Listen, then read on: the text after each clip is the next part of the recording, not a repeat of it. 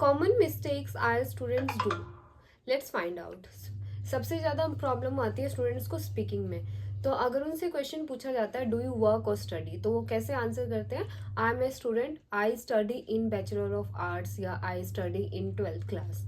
तो ये बहुत ही बोरिंग आंसर है, ये 5.5 तक का ही आंसर रहेगा।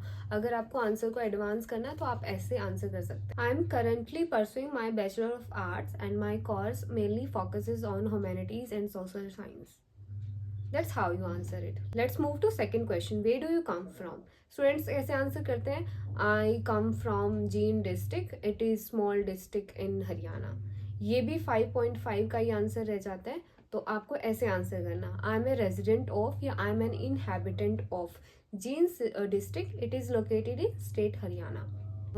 Next question, did you use coins as a child? Students कैसे आंसर करते हैं, yes I use coins as a child for small things like candies और स्नैक्स। No, that's incorrect.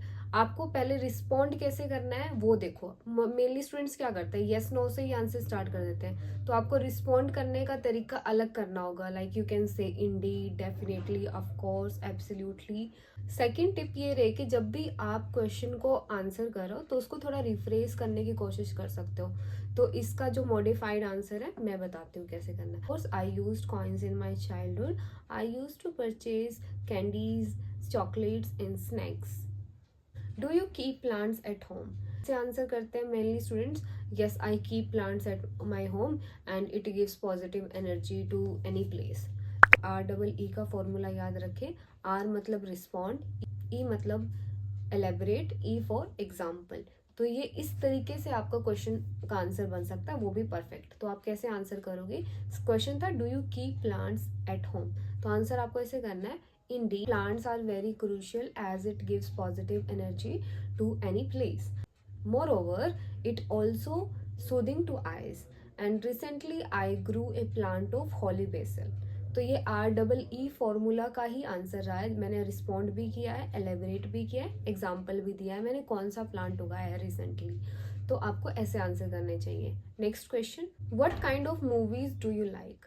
तो 5 बैंड का आंसर ये होता है, I like movies, romantic ones, but sometimes I watch comedy movies and rarely I watch action movies. Never use multiple things in your answer.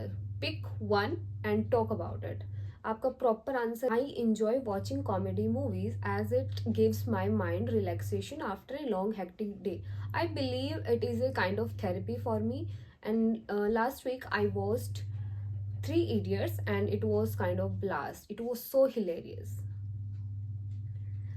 Speaking की main tip क्या रहती है, REE formula use करो आप intro questions में, और speak from your heart. तो आप जब भी अपने दिल से बातें करते हो, जब आपको फील होता है कि भी आप कहीं पे एग्जाम नहीं दे रहे, आप सिर्फ आपकी थिंकिंग बता रहे हो, मैं ऐसे सही से आंसर दूंगा या दूंगी ताकि मेरे को कोई जज ना करे, वहाँ पे आपको कोई भी जज नहीं कर रहा। अगर आप जो फील करते हो उसको बताओगे तो ऐसा क्या होगा कि भी आप नेचुरल ही बोल रहे हो।